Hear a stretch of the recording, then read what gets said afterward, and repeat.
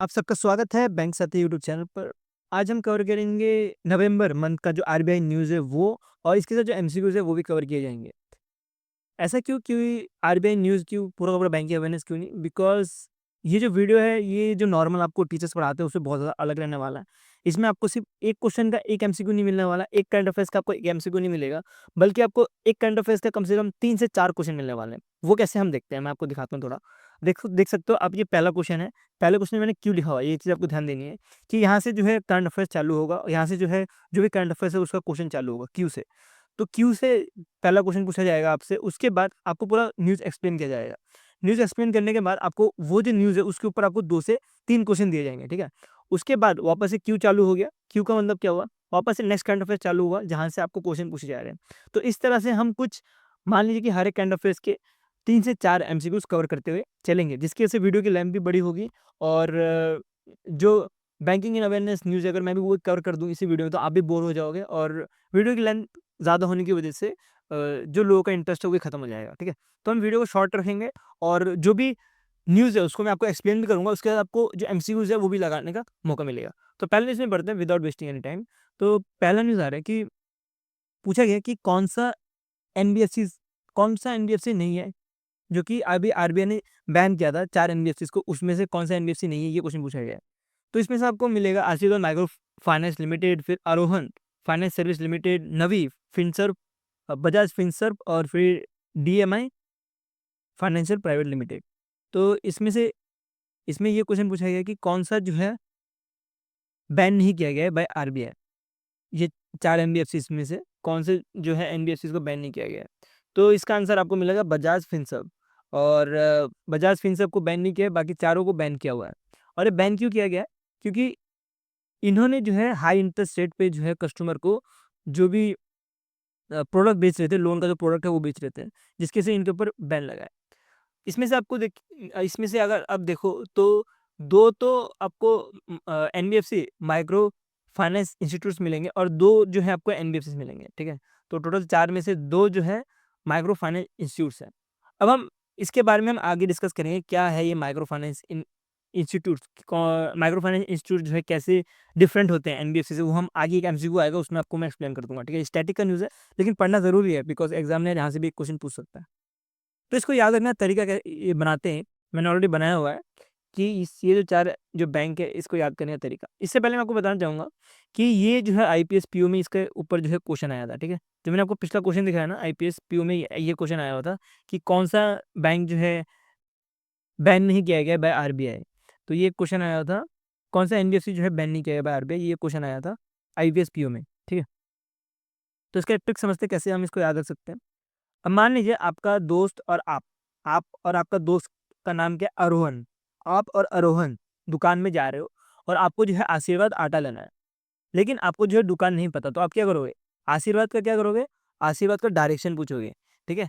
तो आशीर्वाद का डायरेक्शन पूछोगे, और डायरेक्शन पूछ के आप जाओगे उस शॉप में, और उस शॉप का जो नाम था वो था नवी।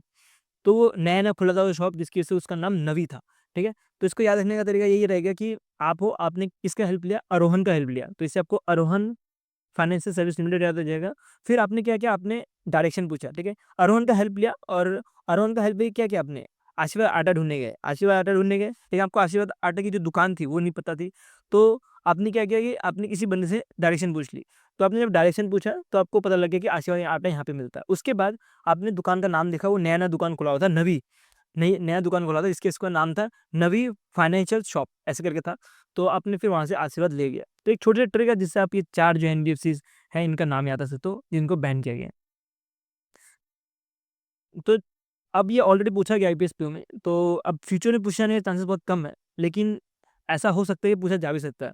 बिकॉज़ अभी रिसेंटली जो आईपीएस पीओ का ही पेपर था, उसमें पूछा था कि पहला कौन-सा ब्रांच है सिंगापुर में कौन से बैंक ने जो है पहला ब्रांच खोला है? तो उसका आंसर था एचडीएफसी।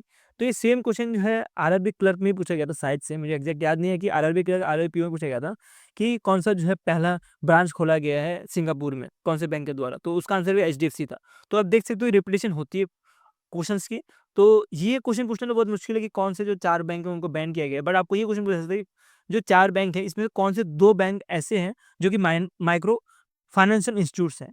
ठीक है? तो इस चीज़ आपको ध्यान देनी है कि कौन से 2 हैं, एक है आरोहन और एक है आशीर्वाद। ये 2 एनबीएफसी ऐसी है जो कि माइक्रो फाइनेंशियल इंस्टीट्यूट्स है। तो इसके ऊपर और थोड़ा एमसीक्यूज लगाते हैं। तो इसके ऊपर आ रहा है कि जो भी माइक्रो फाइनेंस इंस्टीट्यूट्स है, ये कैसे डिफर कर रहे हैं जो रेगुलर एनबीएफसी है इनसे। तो अब इसका आंसर अब देना, ऑप्शन देखते हैं क्या क्या है। इसमें बोला है they deal with larger corporate और लोन, मतलब जो माइक्रो फाइनेंस इंस्टीट्यूट्स हैं वो डील करते हैं लार्जर कॉर्पोरेट लोन्स के साथ, या वो प्रोवाइड करते हैं माइक्रो लोन्स टू जो लो इनकम ग्रुप्स हैं उनको, या जो भी आरबीआई के रेगुलेशंस हैं उनसे बच जाते हैं जो भी माइक्रो फाइनेंस के जो इंस्टीट्यूट्स हैं वो एनबीएफसी जो माइक्रो फाइनेंस इंस्टीट्यूट्स है वो। या तो चौथा ऑप्शन ये है कि ये क्या सिर्फ अर्बन एरियाज है वहीं पे ऑपरेट करते हैं। ठीक है, तो ये 4 ऑप्शंस है और एक है नन ऑफ दिस। तो आपको क्या लगता है बताना, आप सोचना। ठीक है, तो सोचो क्या है आंसर। आंसर पता होना चाहिए बिकॉज आपने स्टैटिक न्यूज़ पढ़ा ही होगा।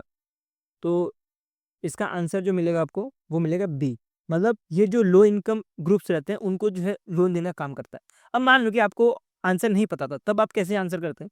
पहली चीज़, ये ऑप्शन तो आपका पहले उड़ जाता कि जो एनबीएफसीज है वो आरबीआई के रेगुलेशन से बचे हुए नहीं है। ये चीज़ पता होगी, आरबीआई जो है एनबीएफसी को रेगुलेट करता है। तो ये ऑप्शन तो आपका वैसे ही उड़ गया कि आरबीआई के अंतर्गत आते हैं एनबीएफसी जो भी होती है। तो इनको जो है, इनको छूट नहीं है, जो भी एनबीएफसी माइक्रो फाइनेंस इंस्टीट्यूट्स हैं इनको छूट नहीं है आरबीआई के रेगुलेशन से। तो ये ऑप्शन उड़ गया।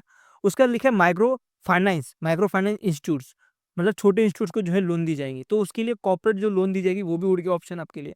उसके बाद लिखा है कि जो अर्बन एरिया है, अर्बन एरिया वहाँ पे जो है ये लोन दिया जाएगा।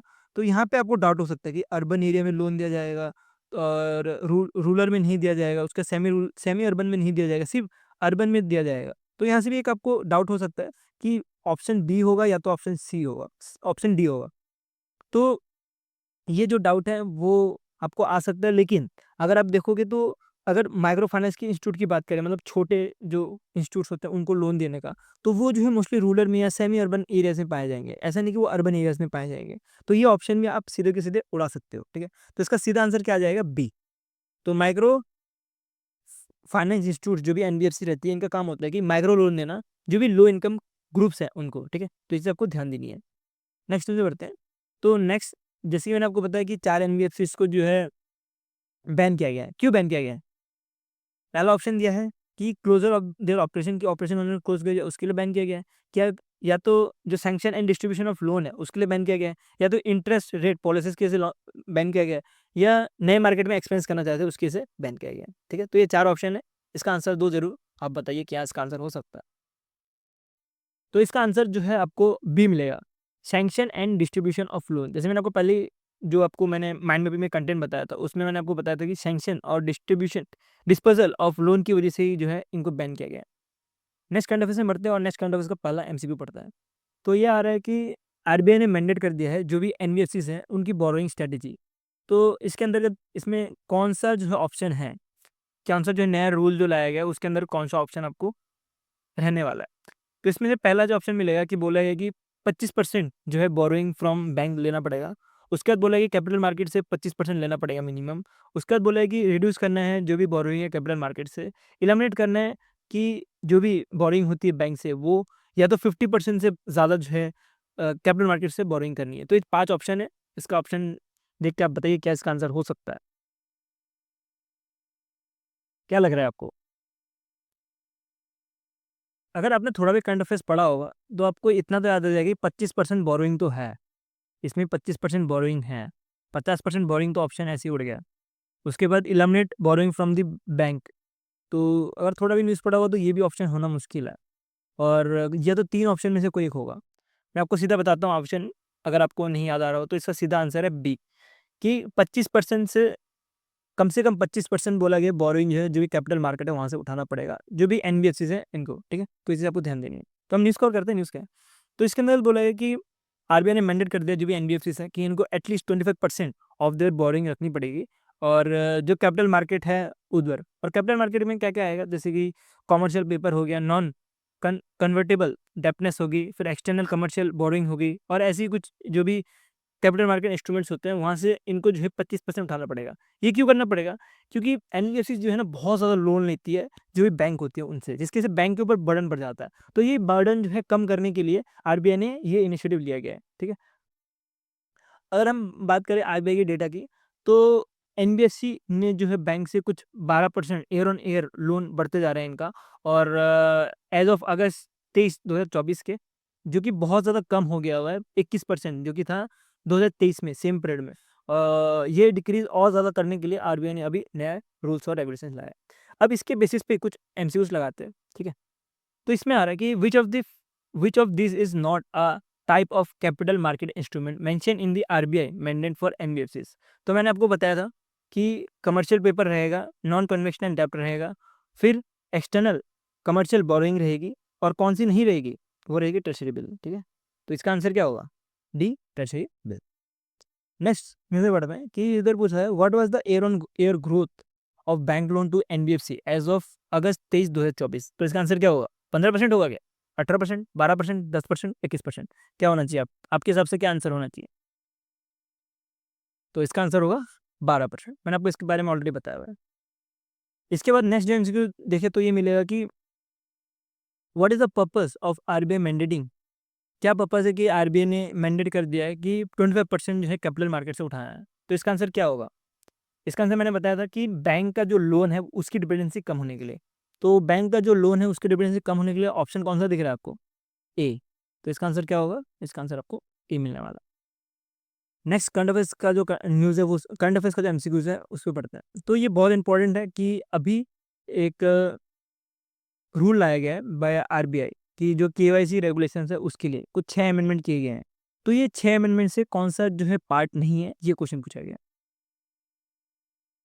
तो पहला जो है ऑप्शन है वो मिलेगा अपडेशन विथ पीरियोडिक अपडेशन। पहले जो था अपडेशन था, अब उसकी जगह पीरियोडिक अपडेशन कर दिया गया है। क्या ये ऑप्शन हो सकता है। इसके बाद बोला है कि C D D to apply at you see I think इसका मुझे फुल फॉर्म लिखना चाहिए था जिसके से आपको ऑप्शन पता लग जाए, बट कोई बात नहीं। इसके बारे में मैं जो भी आपको वो मतलब जब मैं एडिटिंग कर रहा हूँ तो इसमें आपको इसका फुल फॉर्म दे दूंगा। फिर अनलॉफुल एक्ट ऑफिशियल डेजिग्नेशन उसको अपडेट किया गया है, ठीक है। या तो रिड्यूस किया monitoring risk for high risk account, या तो जो केवाईसी डेटा है उसको अपडेट करने के लिए बोला है जो सेंट्रल केवाईसी रेपोजिटरी है वहाँ पे। तो ये 5 ऑप्शन में से आपको कौन सा सही लग रहा है। तो इसमें से जो सही आंसर है वो आपको मिलेगा डी, कि ऐसा कुछ भी नहीं बोला गया। जो भी 6 अमेंडमेंट आया था कि आप जो भी एनबीएफसीज है जो भी केवाईसी करना है बैंक्स को, कि उनको जो है हाई रिस्क अकाउंट को मॉनिटर करने के लिए, reduce monitoring for the high risk account के लिए जो है ये किया गया। तो ऐसा कहीं नहीं बोला गया इस 6 अमेंडमेंट में, वो हम आगे पढ़ेंगे क्या क्या बोला गया है, और बाकी सारी चीज़ें बोली गई हैं, ठीक है। तो आप देख सकते हो ये कुछ 6 अमेंडमेंट, आपको मैं पहले 6 अमेंडमेंट पढ़ा देता हूँ। तो इसमें पहला अमेंडमेंट आया है उसमें बोला गया कि जो भी कस्टमर ड्यू डेलीगेशन है जिसके अंतर्गत जो भी कस्टमर है उनको एक यूनिक कस्टमर आइडेंटिफिकेशन कोड दिया जाएगा, और ये कोड लेके वो जो है उनका जो है केवाईसी बनेगा, ठीक है। और वो केवाईसी जो है वो अगर अगर मतलब देखिए आपको जो है बार बार केवाईसी अपडेट करना पड़ता है बैंक में, आपको बार बार अपडेट करना पड़ता है। वो ना करना पड़े, आपका एक ही बार जो है अपडेट करना पड़े, और आपको जो है एक यूनिक कस्टमर आइडेंटिफिकेशन कोड दिया जाए, और वही केवाईसी आपका चलते रहे, उसी के लिए जो है ये डायरेक्शन लाया गया, ठीक है। ये 6 अमेंडमेंट किए गए हैं। अब वो केवाईसी के बेसिस पे आप जो इंश्योरेंस कंपनी है वो लेना चाहें इंश्योरेंस ले सकते हो वहाँ से। आप अगर दूसरा अकाउंट खोलना चाहें सेविंग अकाउंट तो वो खोल सकते हो। तो आपको बार बार जो है केवाईसी देने की ज़रूरत नहीं है। आपने एक बार केवाईसी दे दी और वो केवाईसी जो है सेंट्रल रेपोजिटरी में चला गया, जो केवाईसी रेपोजिटरी है वहाँ पे चला गया। उसके बाद आपको कोई ज़रूरत नहीं पड़ेगी, और आपको ये कोड यूज़ करके आप जो भी केवाईसी वो कंप्लीट कर पाओगे। इसमें जो हाई रिस्क अकाउंट है उसको मॉनिटर करने के लिए बोला गया है, और ऐसा नहीं है कि रिड्यूस कर रहा है। तो ये ऑप्शन वैसे ही उड़ गया था, ठीक है, जो मैंने आपको क्वेश्चन बनाया उसमें। अगर केवाईसी अपडेशन की बात करें तो पहले जो था वो अपडेशन लिखा जाता था, केवाईसी अपडेशन लिखा जाता था, पर लेकिन अब जो लिखा जाएगा वो केवाईसी पीरियोडिक अपडेशन लिखा जाएगा, बिकॉज केवाईसी को जो है पीरियोडिकली अपडेट करते रहना पड़ता है कुछ समय बाद, ठीक है। तो इसलिए इसको अब पीरियोडिक अपडेशन लिखा जाएगा। इसके बाद ये जो भी केवाईसीज़ रहती है इसको सँभालने का काम होता है एडिशनल सेक्रेटरी का। अब तक काम था एडिशनल सेक्रेटरी का, और अब जो है जॉइंट सेक्रेटरी का काम होगा। जो भी केवाईसी का जो नोडल एजेंसी मान सकते हो, या जो केवाईसी के ऊपर जो निर्णय रखेगा वो जॉइंट सेक्रेटरी रखने वाला है। अब एक वर्ड था पहले जो जो भी अमेंडमेंट लिखे जाते थे उसको सेक्शन बोला जाता था, अब उसको जो है पैराग्राफ बोला जाएगा, ना कि सेक्शन। ये लाने का कारण यही है, बिकॉज सेक्शन जब लिखे रहते हैं, जैसे डिफरेंट डिफरेंट सेक्शन लिखे रहते हैं कि payment settlement scheme, payment settlement act 2007 ऐसे रोज लिख दिया या कुछ दूसरे एक्ट लिख दिए तो समझना बहुत मुश्किल होता है। तो उस वजह से अभी जो है पैराग्राफ में लिखा जाएगा जिसकी वजह से समझने में हेल्प हो। तो अब हम इसको कवर करते हैं। हमने ऑलरेडी जो 6 अमेंडमेंट था उसको कवर कर लिया। तो आरबीआई ने 6 अमेंडमेंट लाया गया और ये जो 2006 का जो मास्टर डायरेक्शन था, केवाईसी डायरेक्शन 2016 उसके अंतर्गत किया गया है। इसके अंतर्गत बोला है कि जो भी रेगुलेटर एंटिटीज़ है, जैसे कि बैंक हो गया या एनबीएफसीज होगी, कि उनको जो है कस्टमर ड्यू डेलीगेशन करना पड़ेगा। अब कस्टमर ड्यू डेलीगेशन का मतलब समझते हैं। इसका मतलब होता है कि जो भी कस्टमर है उसका बैकग्राउंड चेक करना पड़ेगा, उसका सिविल स्कोर कैसा है, वो कस्टमर के पास कितनी मतलब कितना लोन लेके रखा है, ये सब चेक करना पड़ेगा। और उसके बाद वो जो करंट कस्टमर है उसकी जो भी पॉसिबल जो भी स्कैनिंग है वो करना पड़ेगा, जिसकी वजह से जो मनी लॉन्ड्रिंग है वो भी कम से कम हो पाए। ठीक है, तो ये बोला गया आरबीआई ने, तो ये चीज़ आपको ध्यान देनी है। तो इसके ऊपर एमसीक्यूज देखते हैं। तो क्या डेडलाइन रखा गया है कि केवाईसी जो सेंट्रल केवाईसी रिकॉर्ड रेजिडेंट है यहाँ पे रखने का। तो मैंने सच ही आपको पढ़ाया नहीं मैम, आई थिंक ये मेरे से मिस हो गया। हाँ, तो इसमें बोला गया कि जो भी केवाईसी डेटा है उसको अपडेट करना पड़ेगा सेंट्रल केवाईसी रिकॉर्ड रेजिडेंट में, और वो भी जो है 7 दिन के अंदर करना पड़ेगा। तो इसका आंसर क्या हो जाएगा? इसका आंसर मिल जाएगा आपको 7 डेज। ठीक है, नेक्स्ट एमसीक्यू में बढ़ते हैं। तो इसमें बोला गया कि which type of account require intensive monitoring under the new amendment to RBI KYC regulation. किसको जो है ज़्यादा मॉनिटरिंग की ज़रूरत है? लो रिस्क अकाउंट को, मीडियम रिस्क अकाउंट को, हाई रिस्क अकाउंट को, नॉन रेजिडेंशियल अकाउंट को, पर्सनल अकाउंट को? तो इसका आंसर क्या है? सोचिए ज़रा, क्या मैंने आपको बताया किसके लिए जो है इसको लॉन्च किया गया है? अभी आपने एक वर्ड ज़रूर सुना होगा, वो है हाई रिस्क अकाउंट। तो जो हाई रिस्क अकाउंट है उसी के लिए जो है ये केवाईसी नॉर्म्स लाया गया है। ठीक है, और हाई रिस्क अकाउंट कौन से, जैसे कि कोई नया स्टार्टअप लॉन्च हुआ है और उसका उसका बहुत ज़्यादा रिस्क है कि वो फेलियर हो सकता है, वो फेल हो सकता है, तो उस किसको बोला जाता है? High risk account. लो रिस्क अकाउंट जो भी सैलरी परसेंट है उसको बोला जाएगा लो रिस्क अकाउंट। नेक्स्ट एमसीक्यू में बढ़े तो ये आ रहा है, which of the what is the updated designation for the officer responsible for unlawful act in the RBI KYC amendment. जैसे कि मैंने आपको बताया कि पहले क्या था, एडिशनल सेक्रेटरी था, तो अब क्या बना दिया गया एडिशनल सेक्रेटरी की जगह पे? बताना ज़रा। तो इसमें आपको मिलेगा option additional secretary, joint secretary, director, senior officer, chief officer. इसका आंसर जो मिलेगा आपको जॉइंट सेक्रेटरी मिलने वाला है। पहले एडिशनल सेक्रेटरी था और अब जो है पूरा जो भी ये केवाईसी का निगरानी रखने का काम रहेगा वो रहेगा जॉइंट सेक्रेटरी का। इसके बाद देखिए ये नेक्स्ट काइंड ऑफ चालू हो गया। तो ये आ रहा है कि गवर्नमेंट ऑफ इंडिया का जो फ्लोटिंग रेट बॉन्ड है 2023 का, आई थिंक ये थोड़ा सा जूम आउट होना चाहिए था, आई थिंक बाहर हो गया ये 20, मैं तो लिख देता हूँ 2033 का। तो इसके लिए कितना जो है इंटरेस्ट रखा गया है? इसका आंसर क्या होगा आप बताना। ऑप्शन है 7.53%, 7%, 7.8%, 8% और 6.5%। तो इसका आंसर क्या है जरा सोचिए। बहुत इजी क्वेश्चन है, ये हेडलाइन में ही मिल जाता है ये न्यूज़। अपकमिंग 6 मंथ में क्या रेट रहा है? तो इसका जो है आंसर आपको मिलेगा 7.53%। तो 7.53% रखा गया है गवर्नमेंट ऑफ इंडिया का जो फ्लोटिंग रेट बॉन्ड है इसका। इसके बारे में पढ़ते हैं। तो गवर्नमेंट ऑफ इंडिया ने इंटरेस्ट रेट सेट किया है, जो भी गवर्नमेंट ऑफ इंडिया का जो फ्लोटिंग रेट बॉन्ड 2034 का है। ठीक है, तो 2034 है, 2033 लगा मैं, 2034 है, जिसके अंदर बोल रहा है कि 7.53% पर एनम जो है रखना पड़ेगा। और ये रखना पड़ेगा अक्टूबर 30 2024 से लेके अप्रैल 29 2025 तक। अगर हम फ्लोटिंग रेट बॉन्ड की बात करें तो ये जो है गवर्नमेंट बैक बॉन्ड है, जिसका इंटरेस्ट रेट जो है मार्केट कंडीशन के हिसाब से जो है चेंज होते रहता है। और इसका जो है इंटरेस्ट रेट नापा जाता है जो 128 डेज का जो ट्रेजरी बिल ऑक्शन होता है उसके लास्ट 3 डेज देखते हुए। ठीक है, और उसके साथ प्लस कुछ 0.9% भी किया जाता है। ये भी चीज़ आपको ध्यान देनी है। अब आपको बताना है कि which spread the interest rate of 7.53% set for the government of India floating rate bond 2034। तो इसका आंसर क्या मिलेगा आपको? अप्रैल 2024 से लेकर अक्टूबर 2024 तक क्या ये इंटरेस्ट रेट रखा गया है, या अक्टूबर 2024 से लेकर अप्रैल 2025 तक रखा गया है, या जनवरी 2024 से लेकर जून 2024 तक रखा गया है, या जुलाई 2024 से लेकर दिसंबर 2024 तक रखा गया है, या दिसंबर 2024 से लेकर जून 2025 तक रखा गया है? तो इसका आंसर क्या होगा? अभी मैंने आपको बताया क्या आंसर होने वाला है। आपको थोड़ा बहुत भी अगर ध्यान दिया होगा तो अक्टूबर दिखा होगा आपको, तो अक्टूबर से कौन सा आंसर है? तो अक्टूबर से एक ही आंसर है, अक्टूबर 2024 से लेके अप्रैल 2025 तक ये जो 7.53% है ये इंटरेस्ट रेट होने वाला है। गवर्नमेंट ऑफ इंडिया का जो फ्लोटिंग रेट बॉन्ड है उसका। अब कैसे इंटरेस्ट रेट डिसाइड करते हैं ये क्वेश्चन पूछा गया है।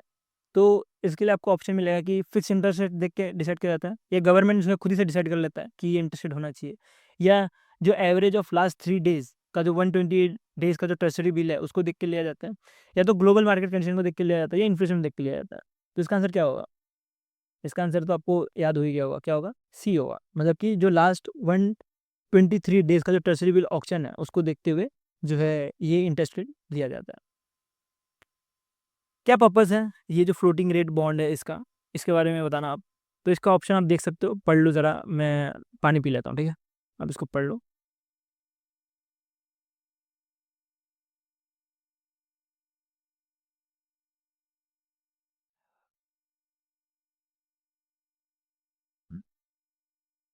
क्या लग रहा है आपका आंसर? क्यों जो है फ्लोटिंग रेट बॉन्ड को जो है, क्या पर्पज़ है फ्लोटिंग रेट बॉन्ड का, ये क्वेश्चन पूछा गया आपसे। तो इसका आंसर आपको मिलेगा बी। इसका क्या मतलब होता है कि periodically जो है इंटरेस्ट रेट जो है चेंज होता रहता है, और ये पूरा का पूरा डिपेंड होता है मार्केट कंडीशन पर, ठीक है? क्या मैच्योरिटी पीरियड है जो भी ये बॉन्ड है इसका? अच्छा क्वेश्चन पूछ दिया ना। क्या मैच्योरिटी पीरियड है? 5 साल, 10 साल, 15 साल, 20 साल, 30 साल? तो इसका जो मैच्योरिटी पीरियड मिलेगा आपको 20 साल मिलने वाला है, ठीक है? नेक्स्ट करंट अफेयर्स में बढ़ते हैं। तो नेक्स्ट करंट अफेयर्स आ रहा है, which of the following entity must approve the requalification of FPI holding to FDI अगर उसका जो भी लिमिट है 10% से ज़्यादा बीच कर गया तो इसमें आपको ऑप्शन मिलेगा SEBI, RBI, RBI investment companies, RBI government of India, RBI investment company, RBI SEBI और इन्वेस्टमेंट इन्वेस्टेड कंपनी जो है ये सारे। तो इसका आंसर क्या रहेगा बताइए? तो इसका जो आंसर रहने वाला है वो आरबीआई और गवर्नमेंट है, क्योंकि आरबीआई और गवर्नमेंट दोनों ने मिलकर इंट्रोड्यूस किया है एक framework for reclassification of investment made by the जो फॉरेन पोर्टफोलियो इन्वेस्टर है वो, और वो जो है कन्वर्ट कर पाएंगे डायरेक्ट एफडीआई पे, ठीक है? अगर उनकी जो एंट्री बिजेस लिमिट है वो क्रॉस ना करे, तो इसीलिए 10% रखा गया एज पर न्यू रूल। पुराने रूल के हिसाब से बोला गया था, जो कि फॉरेन एक्सचेंज मैनेजमेंट रूल 2019 का, उसके अंदर बोला गया था कि जो भी एफपीआई इन्वेस्टमेंट है वो 10% के ऊपर नहीं होगा जो टोटल पेड अप कैपिटल है उसके। लेकिन अब जो नया रूल लाया गया इसके अंदर बोला गया कि जो भी एफबीआई है वो 10% के ऊपर जा सकता है, लेकिन जो एफडीआई है उसके पास ट्रेडिंग डेज रहेगा एज पर आरबीआई और सेबी के रूल्स के हिसाब से, वो बताना पड़ेगा। और एक बार अगर रिक्लैरिफाइड हो गया तो उस केस में investment stay as a FDI, वो एफडीआई पे ही रहेगा, इवन अगर वो बिलो हो गया 10% से भी, उस केस में भी, ठीक है? तो ये कहना है आरबीआई का, और इसमें इतना कुछ है भी नहीं। अब इसके ऊपर एमसीक्यूज लगाते हैं तो आपको और अच्छे से ये जो भी क्वेश्चन, जो भी ये कंसेप्ट है ये समझ आएगा, जो भी करंट अफेयर से ये समझ आएगा। इससे मुझे लगा कि की डिफरेंस क्या है जो नया रूल आया है और जो पुराना रूल है उसके बीच में। इसमें पहला तो ऑप्शन दे के रखा है, नो रिक्वालिफिकेशन इज अलाउड, कोई भी रिक्वालिफिकेशन नहीं है अंडर द न्यू रूल, तो ये ऑप्शन तो ऐसे ही गलत हो गया। उसके बाद बोला कि FPI to FDI requalification is allowed within 5 days after the new rule. हाँ ये सही हो सकता है, देखते हैं आगे ऑप्शन। और उसके बाद बोला है कि FPI investment must be reduce to 5%, under 5% before reclassification, तो ये हमने अभी पढ़ा, ये तो ऑप्शन है ही नहीं। उसके बाद है the new rule eliminates the need of approval from the government, नया रूल अप्रूवल लेने की जरूरत नहीं है गवर्नमेंट के, इसमें थोड़ा सा आपको डाउट हो सकता है, ठीक है? तो इसको भी रख देते हैं। उसके बाद बोला कि एफपीआई एग्जिट कर सकता है 15% ऑफ द पेड कैपिटल, तो ये तो है ही नहीं न्यू रूल के हिसाब से। तो आपके लिए अब ऑप्शन में क्या लग रहा है, या तो बी होगा या तो डी होगा, बताइए जरा ऑप्शन। तो ऑप्शन जो है बी होगा। तो ऐसा क्योंकि नया रूल के अंतर्गत नहीं बोला गया कि जो भी नया रूल है वो इलिमिनेट करता है कि गवर्नमेंट की अप्रूवल की ज़रूरत नहीं है, अभी भी गवर्नमेंट की अप्रूवल की ज़रूरत है। और बोला गया कि जो भी एफपीआई टू एफडीआई है उसके लिए उनको जो भी कंपनीज या तो जो भी बैंक्स है उनको 5 दिन के अंदर ही रिक्लैरिफिकेशन देने की है, तो ये चीज़ आपको ध्यान देनी है। उसके बाद जो भी ये नया ऑपरेशन लाया गया ये किसके अंतर्गत लाया गया, कौन से एक्ट के अंतर्गत लाया गया है?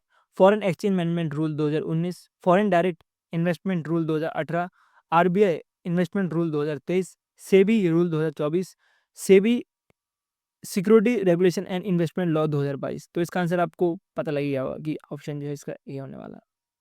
उसका देखें तो which of the following bank were name in RBI 2024 के जो डी सेब इंपॉर्टेंट बैंक है, डोमेस्टिकली सिस्टमेटिक इंपॉर्टेंट बैंक्स, तो इसका आंसर आपको क्या मिलेगा? तो इसका आंसर आपको मिलेगा SBI, HDFC और ICICI बैंक। ठीक है, तो ये तो ईजी था क्वेश्चन। तो इसके ऊपर न्यूज़ पढ़े तो ये मिलेगा कि SBI, HDFC बैंक और ICICI बैंक ने बैंक को जो है नेम दे दिया है as a domestic systematic important banks for 2024, और इनको बोला गया है टू बिग टू फेल। और ये किस हिसाब से बोला जाता है और इनको क्या मेंटेन करना पड़ता है वो हम देखते हैं। तो डीसेप जो भी रहता है उनको मेंटेन करना पड़ता है common equity tyre 1 capital buffer, और जिसकी वजह से जो भी फाइनेंशियल स्टेबिलिटी है पूरे कंट्री का वो बने रहे। तो इसके अंदर का डिफरेंट डिफरेंट बकेट में रखा जाता है, और टोटल देखें तो 5 बकेट रहती है, और 5 में से जो SBI है वो आपको बकेट 4 में मिलेगा। और इनको बोला गया है कि जो common equity tyre 1 buffer requirement है वो 0.8% रखने के लिए। पहले तो इसका मतलब समझना क्या है ये common equity tyre 1। Common equity tyre 1 का मतलब होता है कि जो भी कोर इन कैपिटल है बैंक का वो रिजर्व करके रखना है, और उसको जो है जो भी business activity for the bank client उसके लिए यूज़ कर सकते हो। तो ये जो है रिजर्व मनी रहती है बैंक रिजर्व में। ठीक है, तो ये इसका मतलब होता है CET। तो इसके लिए जो SBI है उसके लिए, तो SBI को बोला गया कि 0.8% रखने के लिए, HDFC बैंक को बोला गया 0.4% रखने के लिए, ICICI बैंक को बोला गया 0.2% रखने के लिए। HDFC की बात करें तो बकेट 2 में आता है, और ICICI बैंक की बात करें तो बकेट 1 में आता है। जो भी बकेट 1 में आता है उसका मतलब उसके पास लोएस्ट सरप्लस है, और जो भी बकेट 5 में आता है उसका मतलब ये हाईएस्ट सरप्लस है। अब देख सकते हो कि 0.8 होने की वजह से SBI जो है बकेट 4 में आ रहा है, और 0.4 होने की वजह से बकेट 2 में आ रहा है। तो ये डिफरेंस आपको पता लग रहा होगा कि जिसके पास जितना सरप्लस उतना ज़्यादा जो है उसका बकेट रेटिंग रहती है। ठीक है, तो जो डी सेप क्लैरिफिकेशन है वो कैसे की जाती है? तो जो भी बैंक है वो अगर 2% ऑफ इंडिया का GDP रखती है अपने पास, तो उस केस में उसको जो है डी सेप जो है डिक्लेयर किया जाता है। ये 3 बैंक जो है पिछली बार भी यही थी 2023 में भी, और SBI की बात करें तो SBI जो है पहली बार ऐड हुई थी 2015 में। उसके बाद ICICI बैंक जो है डी सेप में ऐड हुई 2016 में, और उसके बाद HDFC ऐड हुई 2017 में, और उसके बाद से जो है कंटिन्यूसली यही जो है डी सेप में आते रहते हैं। ठीक है, तो ये चीज़ आपको ध्यान देनी है, बहुत इंपॉर्टेंट न्यूज़ है। अब इसके कुछ एमसीक्यूज लगाते हैं।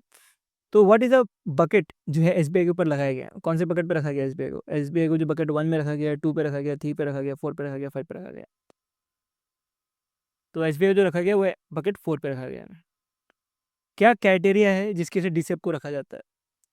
कि बैंक का जो है एसिड इंडिया की जो GDP है उसका 2% हो, 1% हो, 5% हो, या जो भी बैंक है उसका जो CET1 रेशियो है वो 12% हो, या जो भी बैंक का एसिड है वो 10% से 10% हो इंडिया की GDP के। तो इसका आंसर है होने वाला है ऑप्शन ए, कि जो भी बैंक है अगर उनका जो भी एसिड है वो 2% ऑफ इंडिया GDP हो, तो उस केस में उनको डीसेप बोला जाता है, डोमेस्टिकली सिस्टमेटिकली इंपॉर्टेंट बैंक। इसके बाद नेक्स्ट MCQ में बढ़े तो what is the significance of bank with CET1 buffer? तो इस केस में जो भी डी सेप क्लासिफिकेशन है तो इसका आंसर आप बताना। ठीक है, इसके ऑप्शन देख के आपको क्या लग रहा है? ऑप्शन पढ़ो ज़रा यार, मैं गला सूख जाता है आधा घंटा।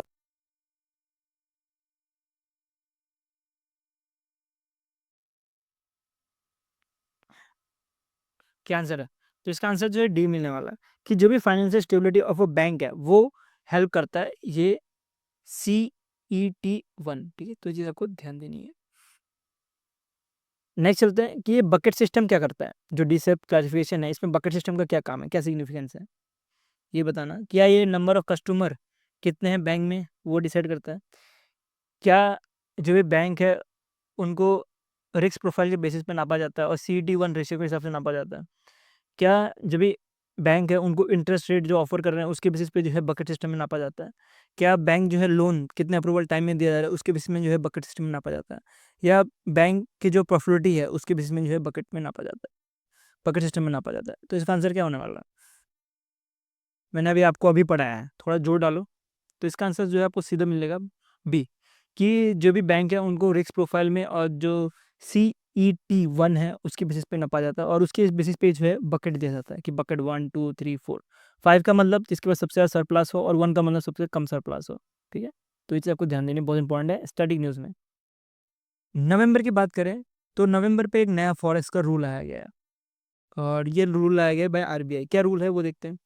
तो इसमें आपको ऑप्शन मिलेगा A, report only future forex contract जो रहेंगे उसको ही, report all inter bank forex spot transaction उनके ऊपर, report forex transaction involving only major currencies, report only cash deals, report foreign transaction once every month, हर एक महीने में फॉरेन ट्रांजेक्शन रिपोर्ट करना है। तो इसका आंसर क्या होने वाला है?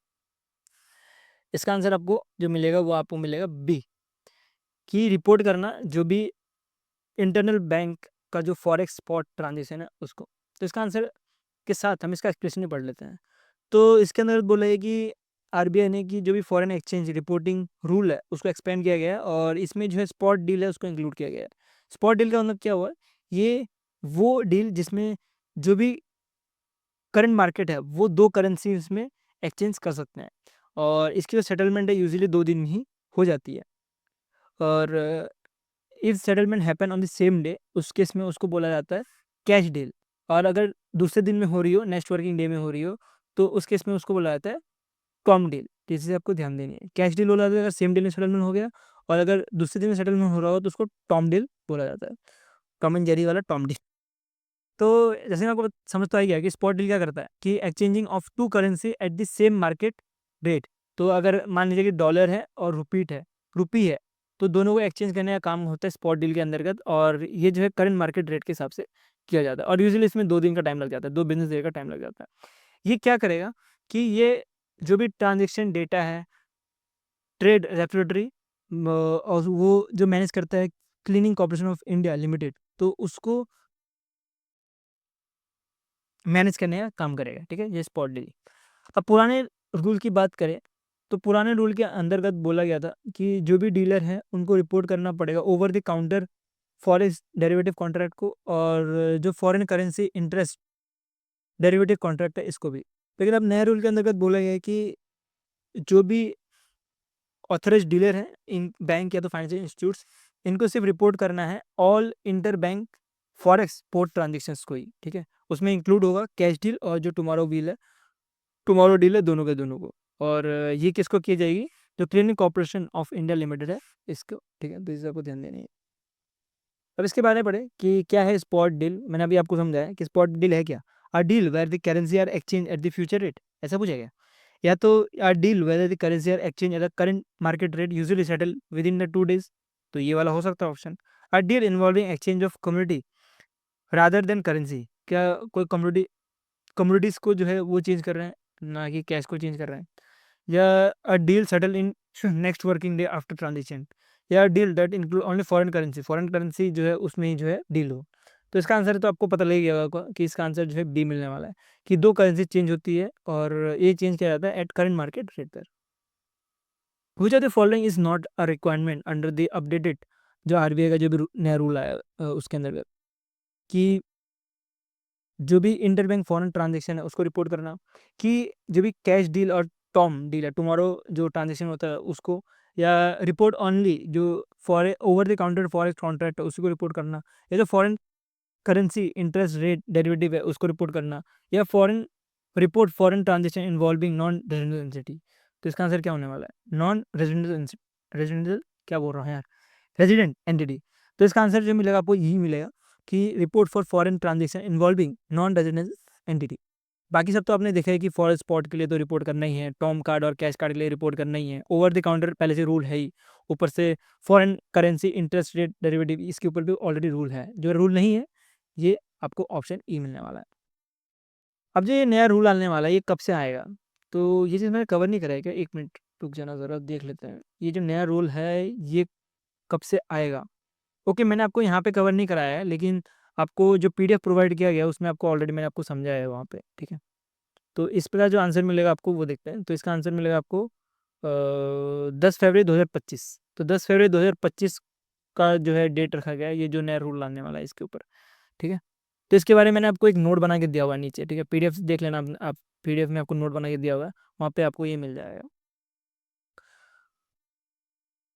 नेक्स्ट चलते हैं नेक्स्ट काइंड ऑफ इस पे। इसमें बोला गया कि जो एटीएम जो स्वैपिंग होती है, ठीक है, तो उसमें कितना कैश रखा जाता है। आपने अगर ध्यान दिया हो कि आजकल जो एटीएम है, एटीएम मशीन जैसे ये एटीएम है, एटीएम मशीन में एक बॉक्स रहता है, इसको एटीएम एटीएम स्वैप भी बोला जाता है, ठीक है, एटीएम कैसेट स्वैप भी बोला जाता है। तो इसके अंतर्गत कुछ पैसे रखे जाते हैं। तो इस क्वेश्चन में पूछा गया कितने जो है पैसे रखे जाते हैं इस ट्रे के अंदर। एक ट्रे रहता है, उसके अंदर पैसे रखे जाते हैं। तो इस ट्रे के अंदर कितने पैसे रखे जाते हैं? 5,000 से लेकर 10,000 तक, 10,000 से लेकर 15,000 तक, 15 से 20,000 तक, 20,000 से 25,000 तक, या 25,000 से 30,000 तक। तो इसका आंसर मिलेगा आपको 15,000 से 20,000 तक। जो भी ये ट्रे रहता है इसके अंदर आप 15 से 20,000 तक जो है कैश रख सकते हो, ठीक है। तो इसी आपको ध्यान देनी है। अब इसके न्यूज़ पढ़े तो ये मिलेगा कि आरबीआई ने डेडलाइन जो है एक्सटेंड कर दिया है कि जो भी बैंक्स और जो भी एटीएम ऑपरेटर्स हैं कि ये जो स्वैप सिस्टम है, ये स्वैप सिस्टम का जो डेडलाइन है वो 31 मार्च 2025 तक जो है कर सकते हैं, ठीक है। और पहले क्या था कि कैश ऐसी फील होती थी, और अब जो है ट्रे वाला सिस्टम आ चुका है। तो ये ट्रे वाला सिस्टम को जो है स्वैप सिस्टम बोला जाता है। तो इसके अंतर्गत जो भी कैश रिसाइकलर मशीन है उसको यूज़ नहीं किया जाएगा, ठीक है। कैश रिसाइकलर मशीन जिसमें विड्रॉ और डिपॉजिट दोनों होते हैं उसको जो है एक्सक्लूड किया गया। उसके बाद जो बैंक जो कैश रिफिलिंग करता है उनको भी विदाउट थर्ड पार्टी एजेंसी, मतलब खुद ही जो है पूरा का पूरा कैश रिफिलिंग करता है, तो उस केस में भी उनको भी जो है एग्जिम किया गया है। तो इसे आपको ध्यान देनी है।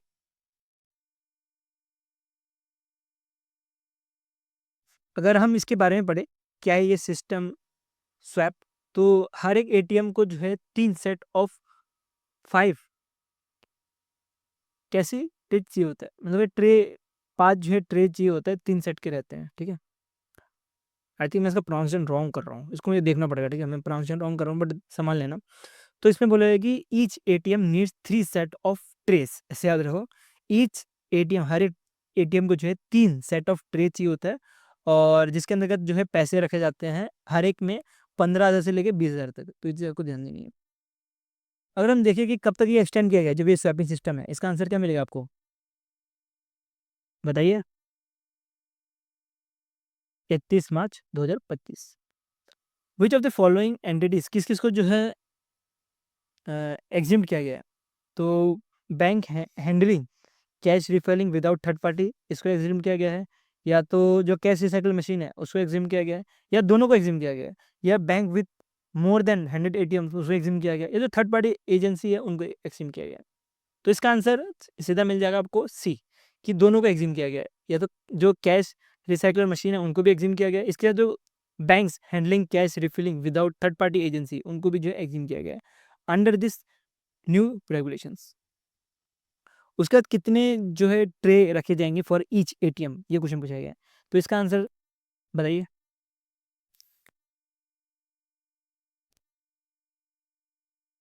तो इसका आंसर होने वाला है सी, मतलब 3 सेट ऑफ 5 ट्रेस जो है रखने पड़ेंगे। नेक्स्ट एंटिटी में बढ़े तो ये आ रहा है कि कितना मिनिमम नेटवर्थ होना चाहिए for the entity for applying for central counter party authorization as per the RBI new mandate. तो इसका आंसर ऑप्शन जो आपको मिलेगा 100 करोड़, 200 करोड़, 300 करोड़, 400 करोड़, 500 करोड़, बताइए क्या आंसर होना। इसका आंसर 300 करोड़ है, ठीक है। इसका क्या पढ़ते हैं, तो इसके बारे में पढ़ते हैं, मतलब आई थिंक मैंने यहाँ पे स्किप कर दिया वो पार्ट। एक मिनट से रुक जाना, हाँ ये रहा। इसके बारे में पढ़ते हैं कि आरबीआई ने मैंडेट कर दिया कि मिनिमम नेटवर्थ होना पड़ेगा 300 करोड़ का, और अगर कोई भी एंटिटी अप्लाई करना चाहती है सेंटर काउंटर पार्ट ऑथेंटिकेशन के लिए, तो ये डोमेस्टिक हो जो आरबीआई से ऑथराइज हो, या तो फॉरेन हो जो कि पेमेंट एंड सेटलमेंट एक्ट 2007 से ऑथराइज हो, तो वो अप्लाई कर सकते हैं।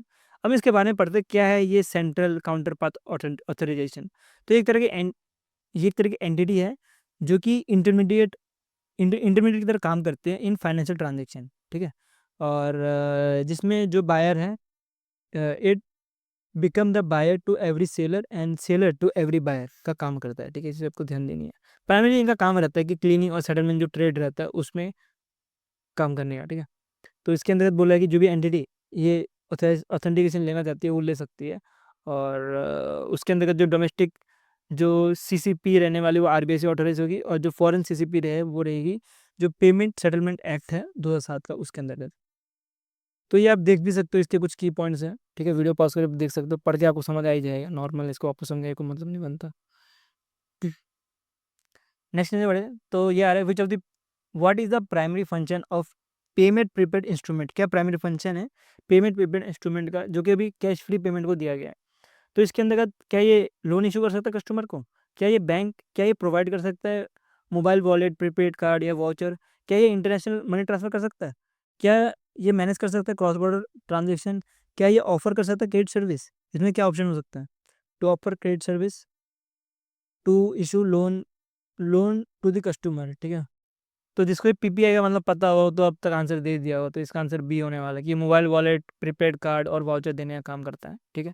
पीपीआई का जब आपको लाइसेंस मिल जाता है कोई भी पेमेंट कॉर्पोरेशन को या जो भी बैंक को, तो वो जो है मोस्टली मोबाइल वॉलेट या प्रीपेड कार्ड और वाउचर के लिए ही किया जाता है, ठीक है? लोन वोन इसका कोई ऐसा आंसर है नहीं, और मनी इंटरनेशनल मनी तो ट्रांसफर हो ही नहीं सकता है पीपीआई से, इससे आप ध्यान देना, ठीक है? बहुत इंपॉर्टेंट है। ये तब हो पाता है अगर पेमेंट एग्रीगेटर बनाया जाता है क्रॉस बॉर्डर का, ठीक है? और ये अभी रिसेंटली आपने देखा होगा बिल्डेक्स को भी बनाया है, ठीक है? तो इस चीज़ को ध्यान देनी है। उसका नवंबर के महीने में ही अभी एक ऑनलाइन पेमेंट एग्रीगेटर भी बनाया गया है। किसको बनाया गया है? इसका आंसर क्या होने वाला है बताइए? कैश फ्री पेमेंट ऑप्शन में दिया है, उसके बाद Jio payment service, Jio payment solution limited, Paytm, PhonePe, Google Pay. तो अभी नवंबर के महीने में जो ऑनलाइन पेमेंट एग्रीगेटर बनाया गया है वो जियो को बनाया गया है, ठीक है? और किसी को नहीं बनाया गया, और कभी-कभी आपको इनडायरेक्टली नवंबर का महीने का पूछ लेगा और या तो दिसंबर का महीने का पूछ लेगा, बिकॉज़ अगर आप देखोगे तो पेमेंट एग्रीगेटर बहुत बनते रहते हैं। अगर आप 6 महीने का भी उठा लोगे तो कम से कम आपको 10 तो आपको पेमेंट एग्रीगेटर मिल जाएगा। तो ऐसा नहीं है कि जो एग्ज़ामिनर आपको पूछेगी ये 10 में से बताइए कौन-सा पेमेंट एग्रीगेटर है, या बताइए कि कौन पेमेंट एग्रीगेटर है, आपको सीधा ऐसा क्वेश्चन नहीं पूछा जाएगा, आपको मंथ दे दिया जाएगा। नवंबर दिया जाएगा, दिसंबर दिया जाएगा। फिर अगर आप एसबीआई क्लर्क की बात करें तो जनवरी भी दे सकते हैं कि जनवरी में कौन जो है पेमेंट एग्रीगेटर बना है। तो मोस्टली ऐसे क्वेश्चन पूछा जाता है एग्जामिनर के द्वारा। तो इसका आंसर तो जियो पेमेंट सर्विस लिमिटेड होगा, और आप यहाँ से देख भी सकते हो कि जियो को जो है ऑनलाइन पेमेंट एग्रीगेटर का लाइसेंस मिला है, और ये मिला है under the section 7 of payment and settlement act 2007 के। और अगर कैश फ्री की बात करें तो इनको जो है डिजिटल पेमेंट सॉल्यूशन के लिए दिया है, जिसमें मोबाइल वॉलेट, प्रीपेड कार्ड और वाउचर रहने वाला है। और अब तक देखें तो पीपीआई लाइसेंस जो है 46 एंट्रीज़ को दे दिया गया है, तो आपको कभी भी ऐसा नहीं पूछा जाएगा पीपीआई लाइसेंस जो है किस-किस को दिया गया है। तो 46 में तो बहुत सारे आ जाएँगे, और पूछा जाएगा तो मंथ बेस में ही पूछा जाएगा, जैसे मैंने आपको बताया। तो ये हो गया जो आरबीआई न्यूज़ था विद एमसीक्यूज़। सो मैं होप करता हूँ कि जो भी मैंने आपको समझाया, आपको समझ आया, और जो भी एमसीक्यूज़ है ऐसा देने का कारण यही है बिकॉज़ हम क्या करते हैं, जो भी टीचर्स होते हैं, कि हम आपको एक क्वेश्चन दे देते हैं, और वो क्वेश्चन करने के बाद आप डिटेल में कंटेंट नहीं पढ़ते, ठीक है? आपने वो क्वेश्चन कर लिया, आपको लगता है हाँ, हो गया मेरे से, हो गया, क्वेश्चन हो गया। आप कभी डिटेल में कंटेंट पढ़ोगे नहीं, और एग्ज़ाम में जो है डिटेल में क्वेश्चन आ जाता है। एसबीआई पीओ की बात करें, एसबीआई क्लर्क की बात करें, तो यहाँ पे आपको क्वेश्चन जो है थोड़ी डिटेल में मिलने होंगे एज़ कम्पेयर टू जो आईपीएस पीओ में पूछे गए। आईपीएस में बहुत ईज़ी क्वेश्चन पूछे गए थे, लेकिन ऐसा नहीं रहने वाला है एसबीआई पीओ और एसबीआई क्लर्क के लिए। तो इसमें तो डिफिकल्ट क्वेश्चन्स आएँगे, तो उसके लिए आपको तैयार रहना है और इस टाइप के एमसीक्यूज़ लगाने हैं, ठीक है? एक जो है करंट अफेयर्स मिल गया, ऐसा नहीं आपने एक एमसीक्यूज़ लगा लिया, उसके ऊपर आप 3-4 एमसीक्यूज़ लगाओ, 5 एमसीक्यूज़ लगाओ, तो आपको और अच्छे क्लियर होता है। जिसकी वजह से मैंने आपको ये वीडियो और इवन जो पीडीएफ प्रोवाइड करूँगा, उसमें मैं आपको इसी फॉर्म में दूँगा, ठीक है? और अगर आपको पीडीएफ चाहिए तो इस वाले टेलीग्राम ग्रुप में जाके डाउनलोड कर सकते हो, और वीडियो अच्छा लगा तो लाइक कर देना, और ऐसे कंटेंट देखते रहने के लिए सब्सक्राइब चैनल। अभी हम पे रहते हैं। Thank you for watching this video.